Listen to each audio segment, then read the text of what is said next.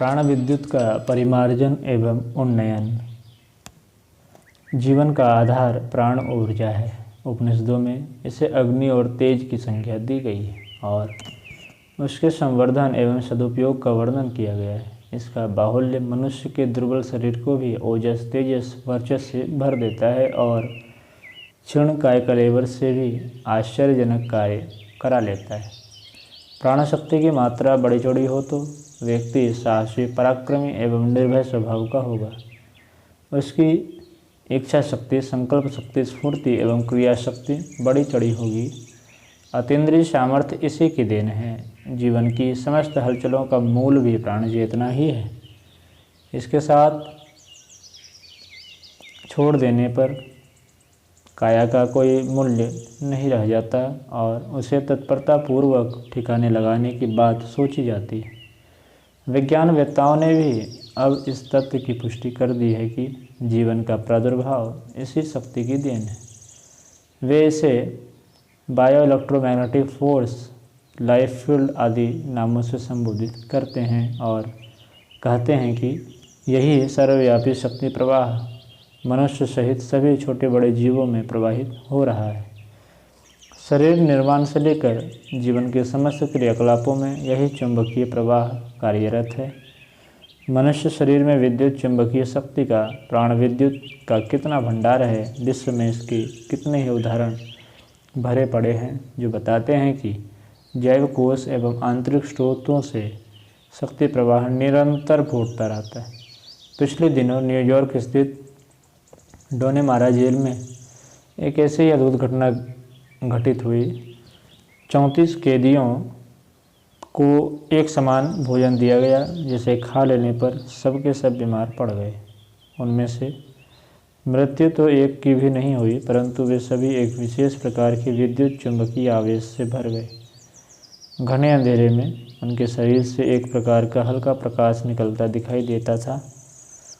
प्रत्येक व्यक्ति एक जीवंत शक्तिशाली चुंबक बन गया था। इसका पता तब चला जब उनमें से एक ने पास पड़े जंग लगे लोहे के टुकड़े को उठाकर बाहर फेंकना चाहा तो लोहे का वह टुकड़ा हाथ से ही चिपका रह गया। वास्तविकता का पता लगाने की दृष्टि से जेल चिकित्सक डॉक्टर जूलियस बी रैनसम ने इस विलक्षण परिवर्तन का तत्काल परीक्षण किया। पाया गया कि सभी ने अपनी उपस्थिति से कंपास सुई को परिचालित कर दिया। उनके छूने मात्र से अधातु वस्तुएं भी विद्युतमय हो गई थी। लटकती हुई स्टील टेप इधर उधर हिलने लगती थी। उनने अलग अलग व्यक्तियों में उनकी रुग्णता की गंभीरता के अनुपात से उस क्षमता में भिन्नता को भी नोट किया। देखा गया कि पूर्ण स्वस्थ हो जाने पर उनकी विलक्षण क्षमता भी गायब हो गई। परामनोविज्ञानियों ने इस घटना को साइकोकाइनेसिस से संबंधित बताया। विज्ञानवेत्ता M.R. क्रो ने इस संबंध में अपना मत प्रस्तुत करते हुए कहा कि खाद्य पदार्थ में मिले विषैले तत्वों के शरीर में प्रविष्ट हो जाने के कारण उनके संपर्क में आने वाली कोशिकाओं की क्षतिग्रस्त हो जाने से उनमें सन्निहित प्राण विद्युत लीक होने लगी और अपने प्रभाव से शरीर को आवेशित बना दिया। जैव विद्युतीय चुंबकत्व की विवेचना करते हुए वे कहते हैं कि चुंबक और विद्युत दो पृथक पृथक शक्तियाँ होने पर भी अविच्छिन्न रूप से संबंधित हैं और समयानुसार एक धारा का दूसरी में परिवर्तन होता रहता है। यदि किसी सर्किट का चुंबकीय क्षेत्र लगातार बदलते रहा जाए तो बिजली पैदा होने लगेगी। इसी प्रकार लोहे के टुकड़े पर लपेटे हुए तार में विद्युत धारा प्रवाहित की जाए तो वह चुंबकीय शक्ति संपन्न बन जाएगा। इसी प्रकार शरीर में जैव कोशिकाओं का क्रियाकलाप चलता है और उनके अंदर क्रोमोसोम इसी सिद्धांत के अनुसार कार्य करते हैं। व्यवधान पड़ने पर यही शक्ति प्रवाह प्रचंड विकिरण के रूप में बाहर की ओर फूट पड़ता है। उक्त तथ्य की प्रामाणिकता सिद्ध करने के लिए श्री क्रो ने स्वयं में विद्युत चुंबकीय प्रवाह पैदा करने का निश्चय किया। वे वर्षों योगाभ्यास परक आचरण, प्राणायाम, ध्यान एवं उपवास आदि का दृढ़तापूर्वक नियमित अभ्यास करते रहे। इसमें उन्हें सफलता भी मिली। 8 फीट की दूरी से ही किसी भी वस्तु को अपनी ओर आकर्षित कर लेने, उनमें स्थान परिवर्तन कर देने के कितने ही सफल प्रयोग उन्होंने किए। उनका मत है कि अभ्यास द्वारा हर कोई इस तरह की क्षमताएं अर्जित कर सकता है। भारतीय अध्यात्मवेत्ताओं, ऋषि मनीषियों द्वारा वर्णित प्राणशक्ति की क्षमता को उन्होंने होमो इलेक्ट्रोमैग्नेटिक्स नाम से संबोधित किया है और कहा है कि अभी पाश्चात्य जगत के विज्ञानियों को इस संबंध में बहुत कुछ जानना शेष है। अध्यात्म शास्त्रों के अनुसार प्राण विद्युत ही वह शक्ति है जिससे मानवीय विकास प्रक्रिया को गति मिलती है और शारीरिक बलिष्ठता, सुंदरता एवं मानसिक प्रखरता का आधार खड़ा करती है। अध्यात्म का संपूर्ण कलेवर प्राणोत्थान प्रक्रिया पर निर्भर है। पाश्चात्य जगत के प्रख्यात चिकित्सा विज्ञानी पैरासेल्स ने भी इस रहस्य को जान लिया था कि मानवीय काया में प्राण चुंबकत्व भरा पड़ा है, जो जीवन विकास प्रक्रिया से लेकर प्रतिभा उन्नयन एवं उच्च स्तरीय व्यक्तित्व के गठन में महत्वपूर्ण भूमिका निभाता है।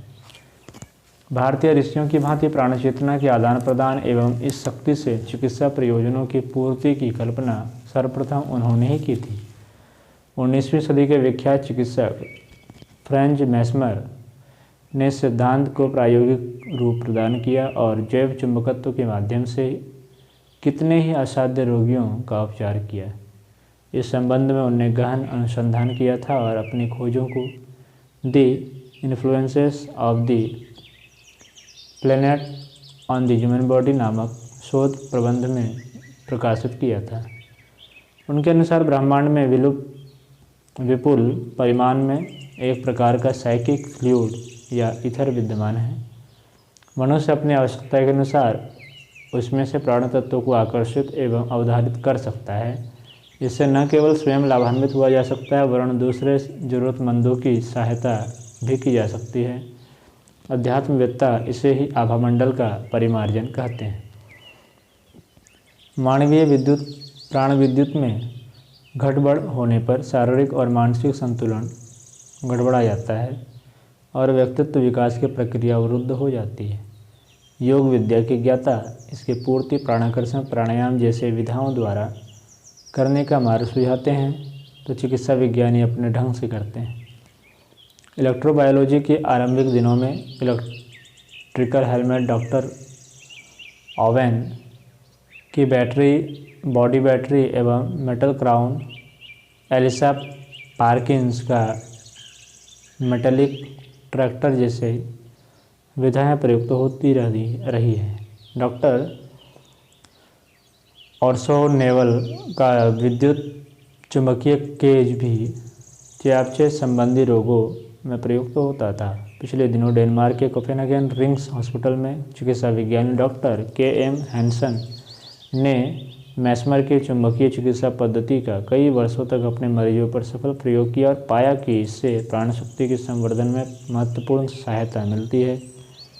उनके अनुसार प्राण तत्व की कमी ही सब प्रकार के रोगों का मूल है। दी साइकिल्स ऑफ हेवन नामक अपनी कृति में जी.एल. प्लेफेयर ने मानवीय काया को एक जीवंत रेडियो ट्रांसमीटर की संज्ञा दी है, जिसके अंदर से विभिन्न प्रकार के संकेत विद्युत चुंबकीय तरंगों के रूप में बाह्य वातावरण में विकिरित होते रहते हैं। कम आवृत्ति की होने पर भी ये तरंगे अपनी प्रभाव क्षमता में अत्यधिक समर्थ होती हैं। इनके अनुसार हमारा हृदय सतत स्पंदित होता रहता है और 1 से 3 चक्र प्रति सेकंड की दर से रेडियो सिग्नल बाहर भेजता रहता है, जिसे ईईजी द्वारा स्पष्ट रूप से देखा और उनका ग्राफांकन किया जा सकता है। इस विद्युतीय सक्रियता के साथ जुड़े चुंबकीय प्रवाह की अपनी महत्ता है। इसे मैग्नेटोकार्डियोग्राफ द्वारा मापा जा सकता है। कनाडा के मूर्धन्य वैज्ञानिक जे. बीगू ने अपनी पुस्तक on the biological basis of human aura में बताया है कि मानव शरीर से बीटा एवं गामा स्तर की नाभिकीय किरणें सतत निःसृत होती रहती है, जो यह सिद्ध करती है कि स्थूल काया में कोई अति सामर्थ्यवान सूक्ष्म शक्ति विद्यमान है। आभामंडल का निर्माण इसी के द्वारा होता है। पवित्र अंतःकरण वाले संवेदनशील व्यक्तियों में इसकी मात्रा अधिक पाई जाती है। अभ्यास द्वारा इसी सूक्ष्म शक्ति को बढ़ाया और दूसरों में हस्तांतरित किया जा सकता है।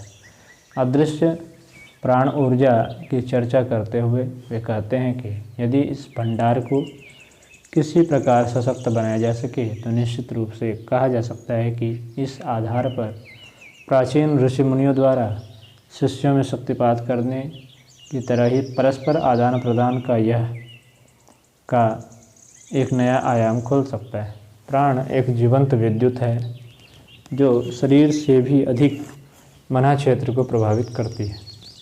मनुष्य को साहसी, पराक्रमी एवं ओजस्वी तेजस्वी बनाती है। ब्रह्मांड में सर्वत्र संव्याप्त प्राण ऊर्जा का समुचित मात्रा में आकर्षण अवधारण किया जा सके तो सामान्य दिखने वाला मनुष्य भी अपनी असाधारण विशिष्टता का परिचय दे सकता है।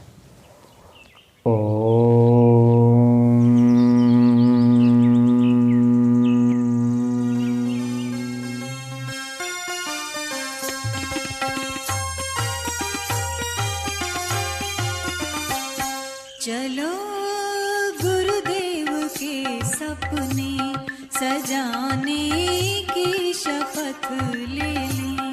चलो गुरुदेव के सपने सजाने